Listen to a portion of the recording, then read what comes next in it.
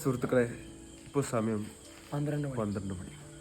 നല്ല മഴ പെയ്തപ്പോൾ ഞാനും സിനാനും എൻ്റെ അമ്മും കൊലയമിൽ ആസ്വദിച്ചിരിക്കുകയാണ്. മഴ ആസ്വദിച്ച് കഴിഞ്ഞപ്പോഴാണ് ഒരു കാര്യം ഓർമ്മ വന്നത്. കോഴിക്കോട് വീട്ടിലാണ് എത്ര ഇരടായിട്ട് ഉറക്കുന്ന സാധനം വരുന്നില്ല. എല്ലാരും കിടന്നു പറഞ്ഞ ടൈമില് നമ്മളിങ്ങനെ നടക്കാം. എല്ലാവരുടെ പേരെയും ലൈറ്റ് ഓഫ് ആയി. അപ്പോഴും നമ്മളെ പേരിൽ ചോറുന്ന ടൈം ആയിട്ടുള്ളൂ. നമ്മളെത്ര വലുതായാലും ഉമ്മമാർക്ക് മക്കളെപ്പോഴും കുട്ടികൾ തന്നെ. ചോറൊന്നും കഴിഞ്ഞിട്ടില്ല. അപ്പോത്തിന് സിനാൻ ഉറങ്ങിക്കഴിഞ്ഞു.